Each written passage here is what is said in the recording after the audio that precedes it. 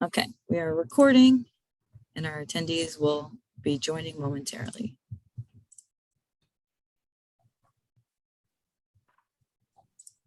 There we go. Now we're starting again. Yeah. Hi, everyone. We're going to wait just a minute for people to file in and then we'll get started. Thanks for your patience. Here.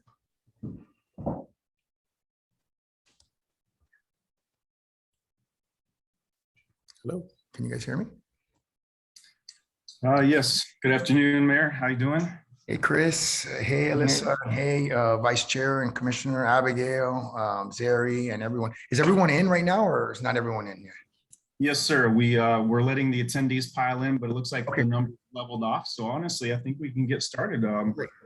Well, I'm gonna kick it off. One of the things that we've decided in order to maintain continuity and have elected representatives always on the call is my great friend and our Vice Chair, Commissioner Russell, has agreed to sort of chair the mayor's monthly resiliency meetings to make sure that we have someone who's an elected official that is at all of these meetings.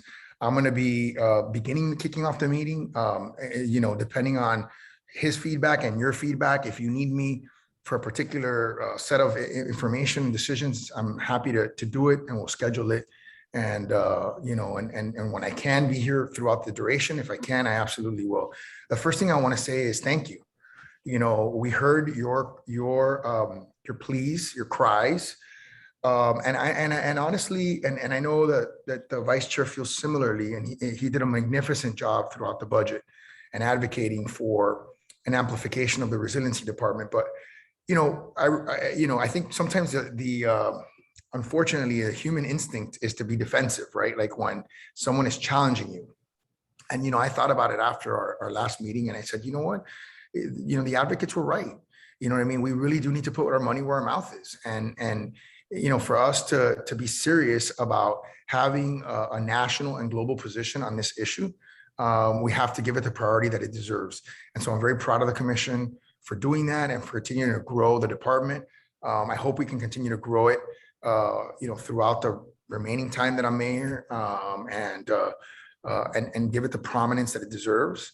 And I do think that it's part of all the decisions that we make, right? Is how do we become more resilient? How are we adapting and looking at the future? And that's something that we think about in climate, economics, et cetera.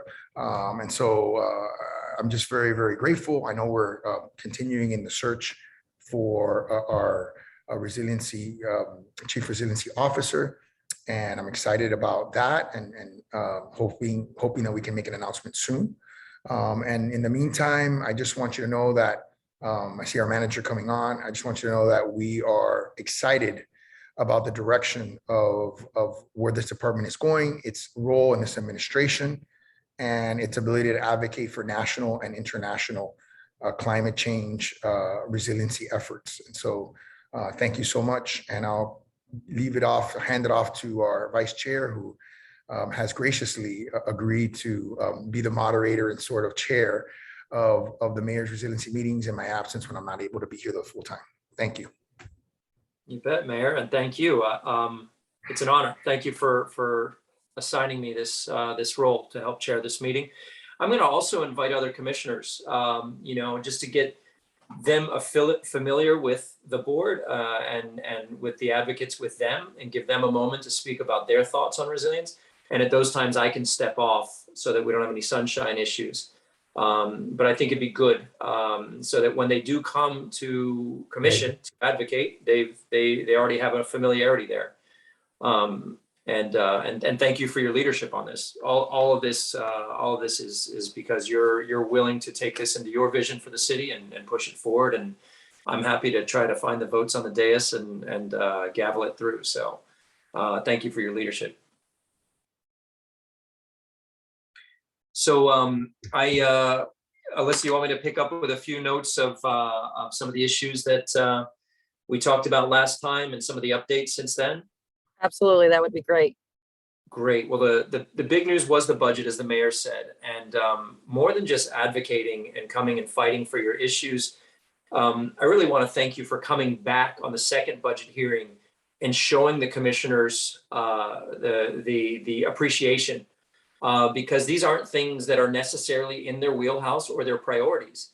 They're coming to the table because of your advocacy, and to see that appreciation, trust me, it pays off down the road when we have other big asks, because a lot of the asks we have had are big. The benchmarking legislation is the strongest in the state of Florida.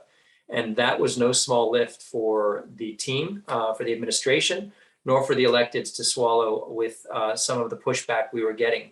And so it's really important, and it's in place. And now with the budget, there's over $700,000 to help us actually effectuate that. And that's our initiative to get to carbon neutral by 2050. We have over 1,000 towers in the city, which will have to start benchmarking and measuring their efficiencies. And then they'll start having to implement improvements every 5 years that cover their own costs. This is a big program to try to monitor, measure, encourage, and enforce. And so we've assigned a big budget to help. And I think the biggest part of that's going to be education rather than compliance, about teaching our stakeholders and the tower owners and the management companies to start using this, so that we can really change our ways. And that's very good. The big budget spend, the big one that we got through was a shift in the structure of the resilience department. As Zerry broke the news on the call with all of you last month, they absolutely came through. It will be a standalone chief resilience officer, and a staff of 4 additional, including a deputy CRO, as well as 3 program managers. And they will also have access to at least 2 other folks in the Public Works Department as engineers, I believe, that can do crossover work. So it's a robust team. And you'll see the new org chart, and Zerry can correct me if I'm wrong, but the CRO will be under the manager's office and be able to advise amongst all departments. And then the resilience staff will still be at the Public Works and Resilience Department, but they do not. So it'll be bifurcated. They'll be answering to the CRO, not to the Public Works Director, and they have it'll be a separation of church and state. So it'll all work exactly as it's meant to. Zerry's smiling. I don't know if I got it wrong or not, but I like it. I think this is all in the right direction. How'd I do, Zerry? Perfect, sir. Perfect. You got it right. So, we intend to have a hybrid program, and a lot of resources will be available from Public Works for the Office of Resilience and Sustainability. Administrative support, also for budgeting sake. They don't have to replicate staffing, so it's kind of a one-shot shot. However, there is also a different line of communication with the city manager. No, it's really good, because all the departments have to deal with resilience, not just plumbing. And so I think it's a great shift, and it's a big additional spend to have another director. I know that's a burden on the city, so it's well worth it. And I think it's going to pay off in the long run. Some other quickly, things. Commissioner, before we move Yes. on that, there was a question about where residents might be able to see this updated org chart. Is it going to be in the budget book or someplace else where they can kind of see it laid out? Go ahead, Zerry. Yeah, there will be an updated org chart that shows the bifurcation. Typically goes with the budget book, because this is only done after the second reading of the budget. So it will be coming out with the final version of the budget. Okay, so people can look Yeah. for that in the updated budget book. And that's perfect, Alissa. Just butt in anytime with a comment. If someone's got their hand raised, please let me know. And I want this to be a circular discussion, not a lecture from my side and then question and answer later. I'd like us all to participate throughout. A couple of other updates on some legislation that was passed. We passed a resolution directing the manager to work together with FPL on the installation of new electric vehicle charging stations throughout the city. So we'll be working with the MPA on where those are most appropriate and what the system is for how that'll work. My office allocated $25,000 to the Thousand Eyes on the Water program to help Waterkeeper help us with our sediment tracking and pollution, our waterborne pollution. So we have a great reporting system. We have an email at the city called discharge at miamigov.com. but through Waterkeeper, you can also report and it gets to us just as quickly. And of course, there's probably half a dozen Instagram sites that are ready to hold accountable so that we can go hold others accountable. So that's great. Some of the big things to look at from this past couple of weeks are the city budget that passed, as well as the ARPA budget. That's the American Rescue Plan fund that was allocated by Congress and President Biden. That came through, and it means $140 million for the city over this year. And they've indicated to us that they want to see it go toward big projects. I'm allocating a good portion of it to septic to sewer, 2.75 million towards septic to sewer. And there's a lot of storm protection and storm water projects also included in there. I don't think we have to go through anything line by line, but anyone who wants to study that, that's important. We did a lot of good work in both the budget and the ARPA moving forward. So the new green economy report, the draft is out. We've had 2 public meetings so far that were well attended. I was at one of them. My staff's been at both of them. And of course, administration and the resilience department are running those. So we've been getting really good feedback on that. And that's the latest. What did I miss, Alissa? I think you covered it all. And if you didn't, that's what the public's here for, to let us know what they want updates on. So at this time, we have our, go ahead, Zerry. Yeah, Melissa, I think in addition to what the Vice Chair said, we hope to have the item on greenhouse gas reduction program go to City Commission, I think in the second meeting in October. So we need to adopt it before the end of the year in order to finalize our membership of the C40 cities. Perfect. Perfect. Yep. Yeah, I know that's a big initiative of the mayor, so we'll pull that across the line. Thanks for And that update. and also on the electric charging stations, a number of locations have already been identified in coordination with FPL.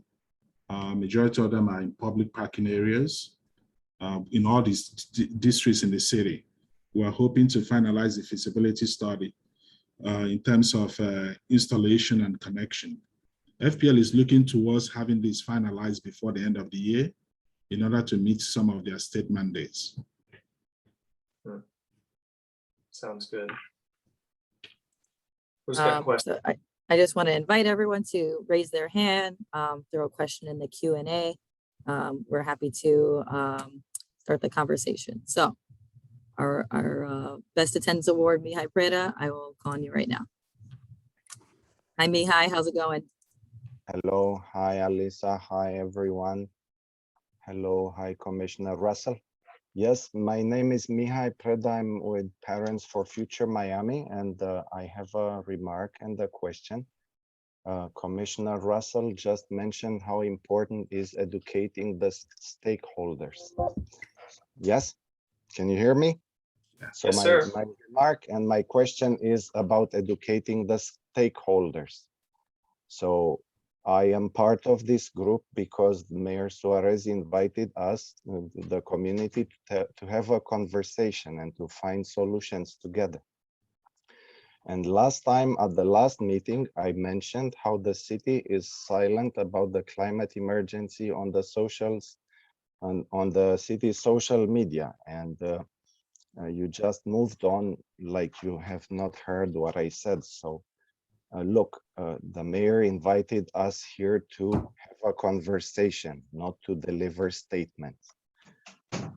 I know this must be a difficult conversation, but we must have it if we are to reach any conclusion. So my question is about the climate emergency. Please, if you cannot answer the question, please say, I cannot answer the question, but please do not change the subject. And let's have a conversation. So the question is this: is there a gag rule inside the city of Miami that prevents you from talking about the climate emergency? Thank you, Mihai. The answer is absolutely not. The mayor's proud of it. I'm proud of it. We passed a resolution on climate emergency that was at a public hearing. I don't control the social media of the city as a whole, but I control my own. And if you go to Ken Russell Miami, Ken for Florida, if you go through that, you'll see where I posted several times about the code red activism from this past week with Daniela Hekwaba, that I was proud to stand with her on the climate crisis. And I don't think there's any shyness about that. There certainly isn't a pushback.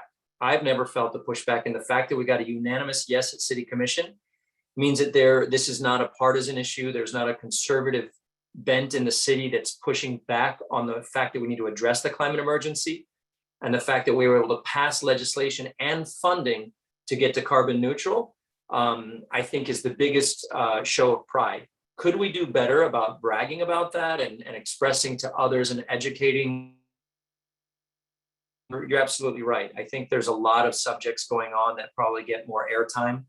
So I will talk to communications and the mayor to see what we can do about an education campaign about the climate emergency. And if I'm understanding you correctly, it's mostly about educating, not about I mean, for example, the benchmarking legislation with the retuning is going to need significant education in order to get buildings compliant with the reporting and the retuning requirements. Otherwise, they're going to start getting hit with fines in a couple of years. So I think we need to invest in communications that teaches people about how to be more efficient and how to do the right reporting. Did I answer your question? Because I hate being one of those politicians that deflects, and they teach you that in politician school, how to not answer a question and smile and get by. Okay, well, thank you very much for trying to answer my question. So let me just mention that the homepage of the city only has a mention of climate change because Parents for Future and Fridays for Future came up and showed up every time at every one of these meetings to insist that there be a link to climate. We asked for a banner at the top, just like there is with COVID, but well, what we got was a mention at the bottom of the page. So if it wasn't for our taking time to just insist every month, the homepage of the city would not mention climate change or anything about the climate. Yes? Yeah. This is the reality that we are dealing with. Now, I am sorry I didn't look at your own Twitter page, but I looked at the Mayor Suarez Twitter page, and he has 70,000 followers. And he tells us that he wants us to help promote this knowledge and this information. But the reality is that we have 100 followers. So in effect, he's asking us to let our 100 followers know, but his 70,000 followers not know. And we see an inconsistency here. You know what I'm trying to say? All right, I'm going to work on the mayor. He and I have a great relationship. I know he cares about these things, and he's been the leader on making sure these issues get passed at the city. So I'm going to see if I can get some Twitter love from his page. I certainly don't have the following that he has either, so I put it out there. But you're right. We have an obligation hey, sweethearts. We have an obligation as electeds in the city to preach what we practice. I mean, we are practicing it. We're doing it. We're putting the funding in. We're putting the legislation in. We're putting the staffing in. But I hear what you're saying. We need to actually preach it and be vocal about it, be proud about it, and be communicative to make sure others know what we're doing and that they follow suit. So yes, I will. Let me make a note of that. I'll bet I can get the mayor to retweet something that I put out there today. That'll be very specifically climate emergency related. And related to this conversation, Yoka from Clio Institute had raised a hand. So go ahead, Yoka, one of our great climate communicators. Thanks, Alissa. And thank you, Commissioner Russell, and thank you all for the support you have given to our youth in the past few weeks. Recognizing the climate emergency is something that we strive at the Clio Institute. I certainly appreciate your attending the event on Friday. I want to reiterate what Michal just said, and I think what we're looking for is to see the city's communication not only with a very comprehensive education plan for the residents, but also to see the urgency reflected in all throughout the city's communication to make sure this is, the issue, not the sole issue, but it's really an important issue. And to reiterate about the mayor's Twitter line, we see that there's a lot of, there's a lot of hype about cryptocurrency and Miami coins and technology. And I think, that has its place. What we want to see is the importance of the issue be also reflected coming from the mayor's communication side, but also, in all parts of, in all sectors of the website and of the city, and to see it, to see the importance it reflects. So I just wanted to kind of reiterate what Michal just said. Agreed. Thanks so much, Yoka. I'm going to now call on Daniel Alvarez. Go ahead, Daniel. Hi, hello, can you hear me? Yep, go ahead. Yeah, thank you, everybody. Hello, Commissioner Russell. Thank you for your support with this issue. I went to one of the commissioners' meeting, and your support is very appreciated. Now, my question is actually not on the climate issue, but a little bit more on the environmental side. So I was on a plastic group recently, and they were telling me that there's an old regulation from the state of Florida that no city can ban plastic bags. I'm not sure if that's true. So, first, yeah, well, I mean, you're nodding, so clearly, so this is a true thing. So how can we fight this thing? Because, like I don't think that's fair in nowadays, in these modern times that we're talking about climate change. And we know that plastic is a big issue, and a lot of it is going to end up in the oceans. So there's an old regulation, and I just want to hear your points on that. Agreed. Daniel, is it right? Thank you. Daniel, yeah. Yeah, thank you for that. So it's preemptive legislation at the state level, and it exists on a lot of places, and it gets passed because larger corporate interests are able to lobby one group instead of each city. And if they can get Tallahassee to agree, then all of us, our hands are tied. And so even though we have home rule, certain legislation can preempt us. And in the case of plastics and styrofoams, a lot of that, basically, if a city had their legislation in place before that came in, they were able to bypass the preemption. We were not. And so when I wrote my styrofoam ordinance, I actually had to write it in a way that it wouldn't get challenged and lose, because I don't want to write legislation that looks good because I did a cool thing and then it actually is not enforceable and I get sued as the city and it strikes down the law. So I was limited to banning styrofoam in city parks, right? And so I couldn't ban styrofoam citywide. Same thing with fertilizer. The ordinance that we passed, it bans the use of fertilizer during certain months during the rainy season, but it cannot ban the sale of fertilizer. So we have these preemptive laws that we have to work around. But if we're smart, we work around them and we get done what we can. With the silting issue, for example, where development isn't controlling their runoff, we are preempted from fining them more than $500 a day. And these are multi-billion-dollar developments. So we had to find legislation of what we can control, and that has to do with their building permit. So now we issue a stop work order instead of fining, which is actually much, much more effective because they can't even come on the site and work. And that's very valuable to them.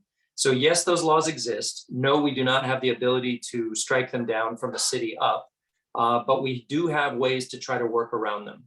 But we always fight against preemption. I'm on the board of the Florida League of Cities, and that's our #1 goal of all 411 cities in the state, is to fight against state preemption on stuff exactly like you're talking about. We've also been doing some additional work. Melissa Hugh will talk about some of the plastics analysis we've been working on. Hi, Daniel. Your question is very timely because we have a partnership with the Ocean Conservancy and as well as the University of Georgia. So we just completed a circularity assessment protocol, which is a fancy way of saying we did a a life cycle assessment of plastics within the city to try and see where we can impact the reduction of plastic through policy, through ordinance, through city operations. So right now we have a draft of that report, and it should be coming out within the next month or so. So we'll be looking to the report to see where we can pull some ordinance language perhaps and get something in place. We're also looking at modeling what Miami Beach did. So they have plastic-free Miami Beach. We're looking at implementing something similar in Miami, and I know the county is on board with that as well. And that's really an incentive-based program where businesses are encouraged to provide alternatives to plastic, more sustainable options to single-use items. And so again, that won't be ordinance, that will be more education and kind of incentive encouragement based. So look out for that as well. And then the other thing that we have kind of in the cooker is we're also working with Ocean Conservancy again to put out a sustainable events guidelines, which Commissioner Russell also knows about, to try and make the events that happen in Miami, are large scale events, more sustainable, reduce their impact in terms of greenhouse gas emissions, energy use, food waste, all of that. So that would start as guidelines, and then hopefully, potentially get to an ordinance status at some point. Oh, gladly. I'd be glad to bring that in. I think that was our big learning from Ultra on Virginia Key, because they, in order to get the support they needed of environmental groups to even be there, they created such strict protocols that we've never had in place. So I'm definitely happy to codify that for all major events in the city. One group you might want to add to your list is Surfrider. They have a restaurant, ocean-friendly restaurant program. It's about really trying to create a group of restaurants that take on certain practices, and then they get promoted so that people who want to shop with that in mind go to those restaurants. And so I've asked for them to work together with the Coconut Grove Business Improvement District. We have a few dozen restaurants in Coconut Grove. And so we're going to start working on a way to roll that program out and possibly bring funding to help assist those restaurants convert from plastic and takeaway receptacles to more environmentally friendly products. All right, we're gonna move on to our next topic. This one I'm gonna start with Zerry for these ones. First one is related to the FPL program, asking what kind of what was the criteria? How did we choose the locations for the stations? And then the second question is if you could speak to anything related to the electrification of the city fleet. So you can decide which one you want to start with, Zerry. And you're muted. I apologize. The identification and feasibility of those locations were jointly done by the City of Miami, FPL, Miami Parking Authority, and as well as some stakeholders. A number of locations were identified, and they were coordinated as well with elected officials. If I recall correctly, the item passed at the City Commission, I believe the first meeting in September. Correct. That's when it was passed by City Commission. In terms of the agreement between the city and FPL, FPL is going to do the actual capital expenditure involvement of those projects at no cost to the public and at no cost to the city. As well as maintenance, there are two types of charging stations they're going to do. There's an enhanced charging stations that can charge those vehicles for at least as quickly as 30 minutes, and there are others that could charge longer hours. The ones that are going to be charging at a faster rate are going to be paid by the users, and the other ones will be free to the public as a way to encourage the use of the charging stations. The locations where some of the feasibility of those locations involve locations that are in close proximity to highly traveled corridors, such as the arterial roadways, the highways, and also locations that have sufficient parking, because it requires taking away some of the parking from normal public use and having them dedicated for the charging stations. So that was why MPA was involved, as well as our parking department, to make sure that we have enough leftover parking stalls for public use. Each location requires about up to 6 parking stations to be installed on them. I believe citywide, they have upwards of, I believe in District 1, we have a location in Grapeland Park. In District 2, we have Lot 19, which is the lot in the middle of Biscayne Boulevard. We also have Douglas Park and Legion Park. In District 3, we have Jose Marti Park, as well as the city's Miami Riverside Center. In District 4, we have West End Park, Robert King High Park, and Shenandoah Park. And in District 5, we have Hadley Park, Moore Park, Little Haiti Soccer Park, as well as Gibson Park.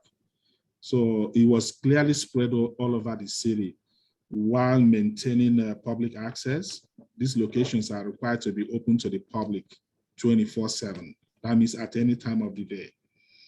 The city will assist FPL after 10 years in picking up some of the maintenance costs for some of these charging stations. I hope I've answered your question. Great, yeah. And just a quick point on the locations chosen. One, they were city properties. They were aligned with some of the sites we were looking for, future resilience hub, expansion or service enhancement.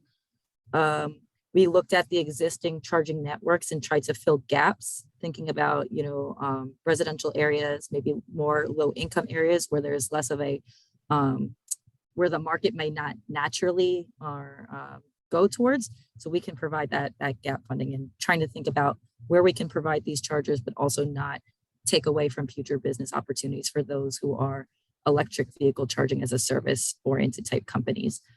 So that was some of the considerations taken.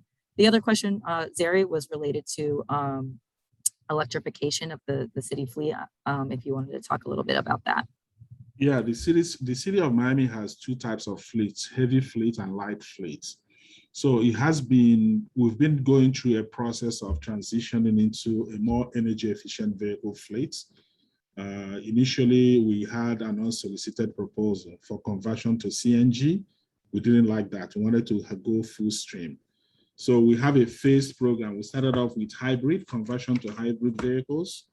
I believe a good number of the city's fleet has been changed. As we procure new fleets, we transition straight to hybrid. And also we're looking into going full scale electric vehicles, EVs. But again, one thing has to lead to the other. You have to build enough charging stations before you transition all your fleet into EV. So that's why we started off with EV charging stations.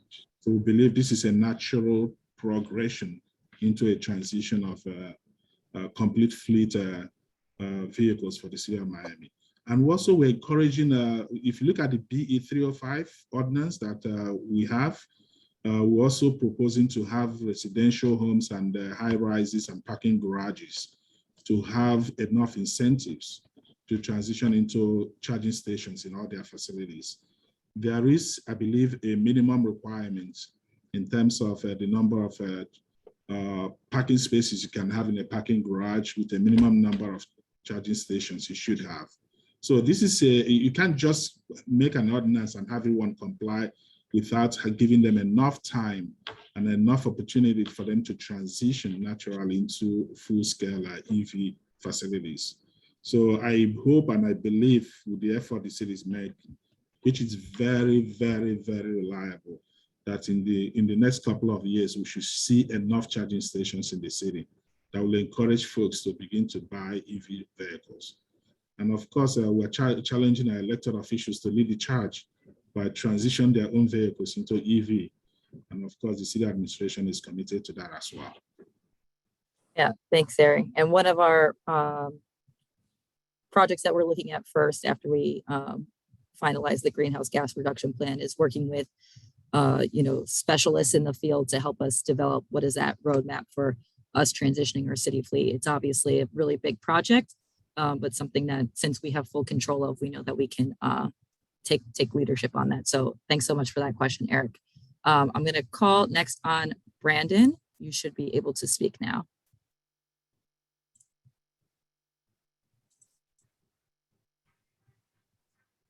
Actually Brandon? showing it. You have to unmute, Brandon. There you go. There you go.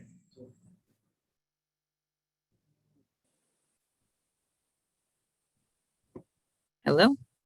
You there, Brandon? We're not able to hear you yet.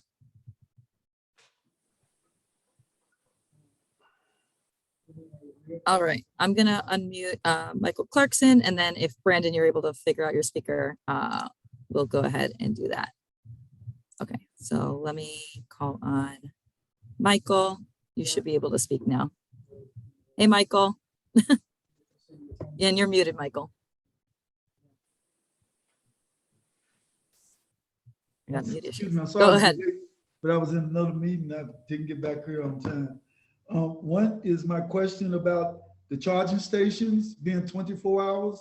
Well, the Lady Soccer Field is open from sunrise to sundown. So does Moore Park, open from sunrise to sundown. How's that 24 hours accessibility? Because, you know, we're getting an electric truck, you know, because I can't keep going around telling people about burning the emissions and, you know, and doing the same thing. But where are we going to be able to get our truck service at? And the other thing is I appreciate Commissioner Russell, all the work that he does and staying on the front line. But I do think the whole question of plastics, just to go back real quick, is that we're going to have to deal with that the same way they deal with the whole question of marijuana laws and prohibition. It's going to really take the government to step up and really educate people about the whole questions of plastics. Else, you know, we're going to be in serious trouble with our rear ties and everything else that happens in Biscayne Bay. So if I may, Commissioner, let me address the issue about the operating hours at some of the city parks and facilities. We are very much aware of the limitation in operating hours. If you recall what I said at the beginning, I said the feasibility is still being explored. One of the few things we are looking at is to have the charging stations located close to the entrances or exits of those facilities so that we can make structural or infrastructural adjustment in the plans so that folks can still have access to the charging stations without naturally driving more or entering into the core of the parks. So this is something that we've told FPL already because one of the requirements of the charging station is that it should not have any restriction in terms of access. So some of the locations, not just at Moore Park or at Little Haiti Soccer Park, there are some additional locations that have that challenge. So we're trying to locate the charging stations closest to the entrances to make it easier for people to get in and out. Exactly. Thanks so much, Zerry. Brandon, are you able to speak yet? Or if not, I will just. Can you try speaking? All right, we're not able to hear you. So I will move on to our next question. We have from Nicole Gazzo. She was one of our speakers who came to the budget meeting. So thanks so much for that. She's asking, is there any mandate to make sure there is shade at bus areas or other accommodations for heat related to public infrastructure? Zerry, I'm not sure if that's, Zerry or Yeah, Public Works. So actually, it's not even Public Works for bus stations and all those temporary areas where you can engage in transits. Majority of them are actually controlled by the county. If you look at some of our trolley routes and the trolley stations, they're actually combined with the regular Metro bus transit stations and also the stops on the streets. It's something that is open to further exploration with the county to see if we can do a joint project. Currently, we do have a contract in place with a private vendor that installs all the bus shelters and bus benches. Of course, they have a limitation in terms of how many locations they can have. And there are also, the county has been a little bit challenging in getting them to approve some of these locations. We've had an ambitious program to expand the current bus shelter system in the city. We feel is inadequate because some of the locations you have the bus benches, they should actually be having shelters instead of just benches. And some of the materials for the bus benches as well need to be changed, because I'm sure some of you may have noticed this if you take transit, that sometimes in the heat of the summer, you won't be able to sit on those bus benches. they're hot. So, which is the effect of heat. So what we're trying to see now is to see if the contractor can agree in terms of having an ambitious expansion program to begin to move, or rather to install additional shelters. But that will require us to reduce the number of trolley stations and combine them with county bus stops so that it can do one bus shelter instead of doing two. And that's the only incentive you can get the vendor to do it. Remember, the vendor's contract is at no cost to the city. They're installing these shelters at no cost to us. So we need to have them on board while we're doing this.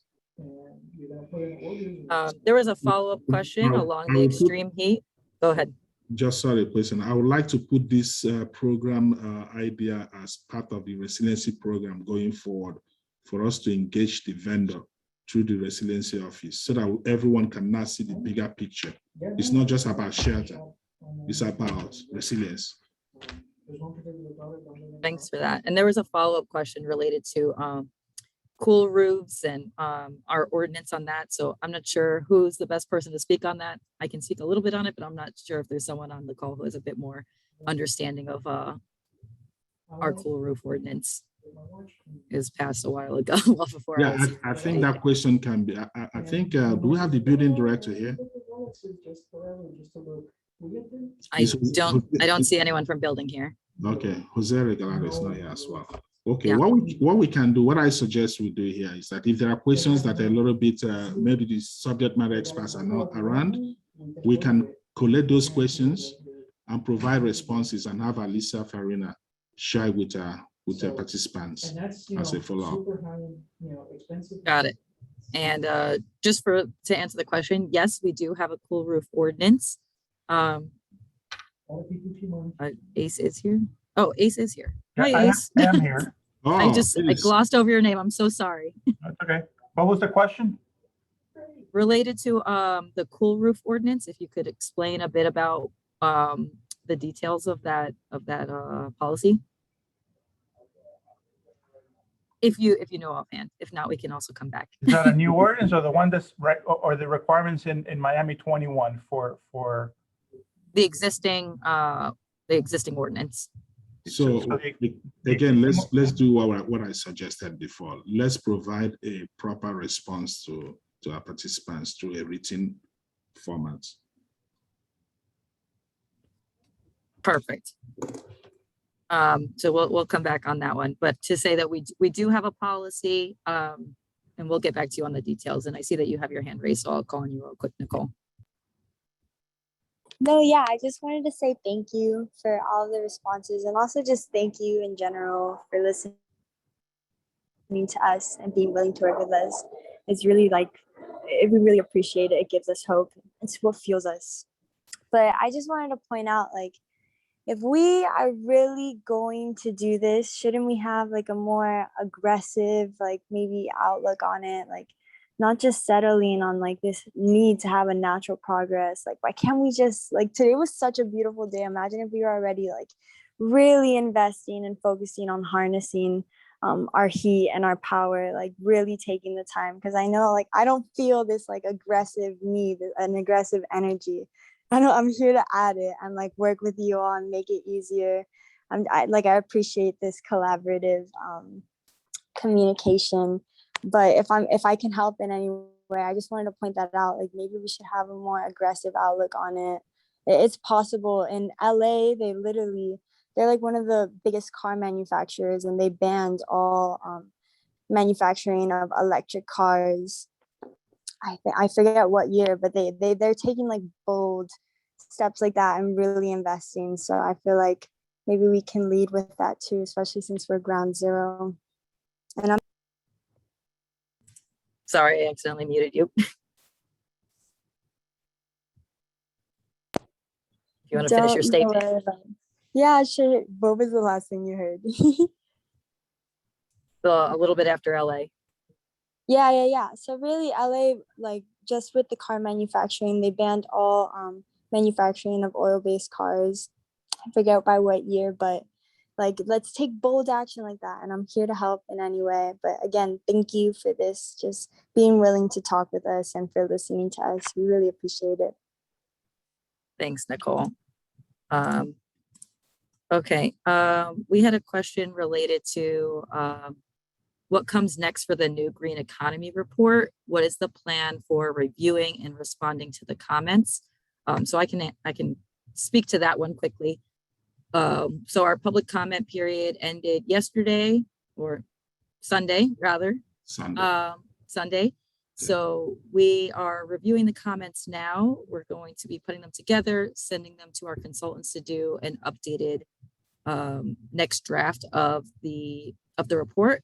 And then the final version of the report will be made public when we put out the final version of the greenhouse gas reduction plan, which, as Zerry mentioned, we anticipate to be at the end of October. Okay, so we have one last hand raised, and then we can probably get to maybe one more question after that. So Ari, go ahead. Good afternoon, everyone. Can you hear me? Okay. So first of all, I'd like to thank all of you for the meeting. Thank you all for being here.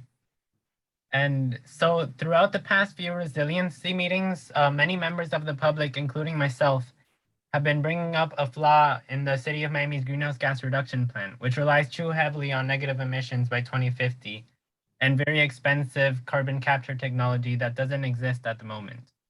We haven't really gotten a proper response on how the city will fix this issue and carelessness of placing the nearly impossible burden onto future generations.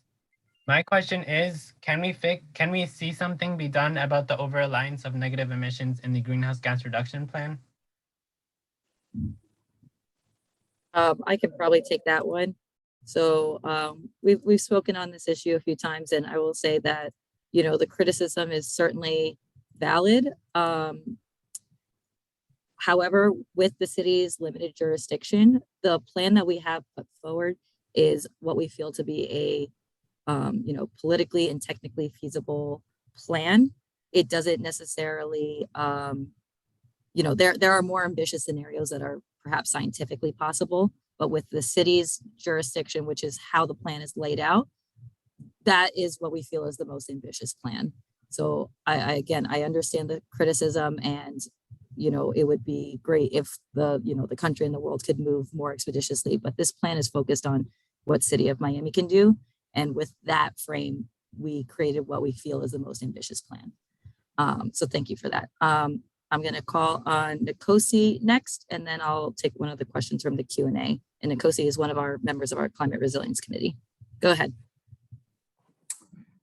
Thanks, Alissa. I was just going to ask, I see that solar power has kind of come up. One of my questions was, I see that there isn't, like, the city, it doesn't have a partnership with any solar company or anything like that. I just wanted to know, what's the status of potentially making solar power more accessible for residential areas or residential buildings in the city of Miami, and how can we move forward with that? I mean, I may have missed that in the green economy plan, so sorry if I did.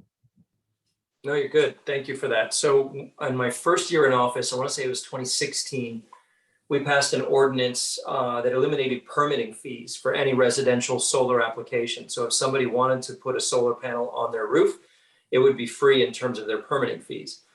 City of South Miami took it way further, and they mandated solar panels on all new construction.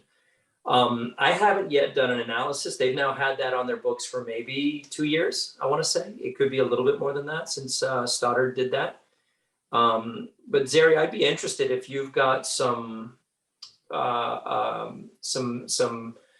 friends over in their administration who might be able to give you an analysis of how that's gone for them. Has it run into difficulties with regard to construction issues or costs, or has it been a total hit? Because it was brought up at the budget hearing, and it was something I didn't want to discuss on the dais until I've got some feedback from how it's going in South Miami, because the headline was great. The initiative is great. I would love to see how it's going in practice and to see if it could be scaled to a city our size and what the challenges would be. Okay, we'll do that. The one I would thing also like to make an addition to the commissioner's statement, if I could. And so we don't have an official partnership, but we have sort of put out information from Solar United Neighbors about this, which is essentially a solar buying co-op for residential homes. for residential buildings for housing. So I would always recommend that people take a look in that direction. They managed to decrease costs for individuals looking to put solar on their homes. And I'd be open to helping work with them to build a partnership for communication, because co-ops only work when enough people buy into it for a community. And the hardest part is obviously communication. So they're doing all of their neighborhood meetings and door to door. But if we can help as a city, I'm open to that because I think it is a good program. And sorry, Zerry, I didn't mean to cut you off there. No, go ahead. You're done. I'm fine. I'm all done. Sorry. I'll also say we have a few policies in place that we are advocating as part of our greenhouse gas reduction plan on solar, to make it more easily accessible for the public and also for consideration on public buildings. And we are working through our final stages of SolSmart certification. We'll be SolSmart Gold once we finalize that last step. But one of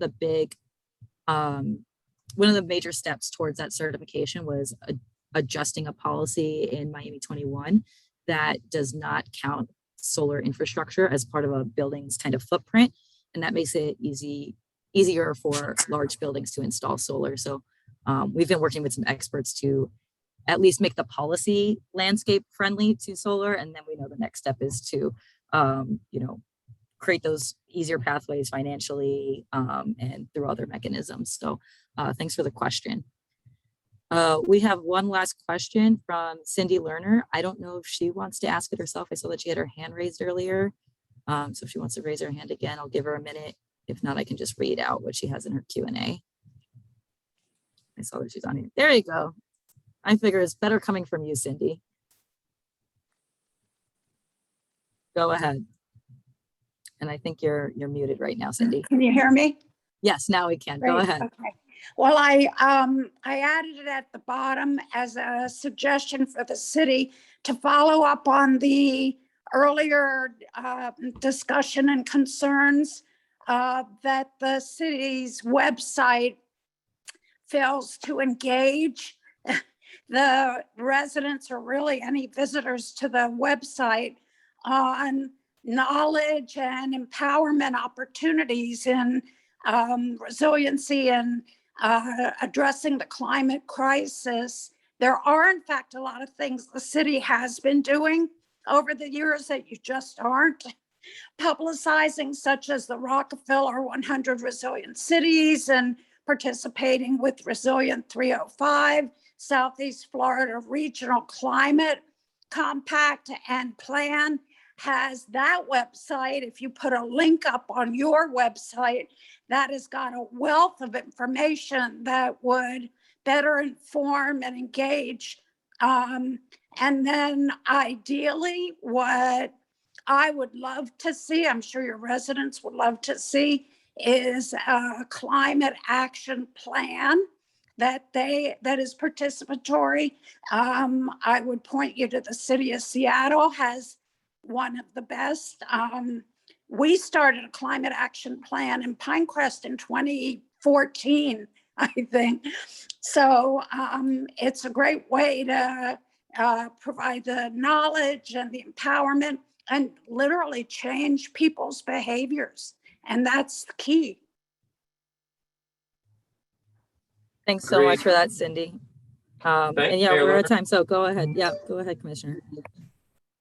No, I think that this was a comment earlier made, and I think it is really important that the city makes it very easy. If someone is interested and does go to our website, they see not only what we're doing, but what they can do as well. So I think that'll be a coordination between the communications department as well as the resilience office. And certainly we can do better on that. Go ahead, Alissa. No, that was it. I'm myself and Melissa Hugh are just dropping some links in the chat to our climate change landing page, miamigov.com/climate change. Outlines, 3 basic questions. How does climate change impact the city of Miami? What is the city of Miami doing? And what can an individual do about climate change, along with our climate emergency declaration and other documents. So that's a really good central hub for everything that we're doing on climate.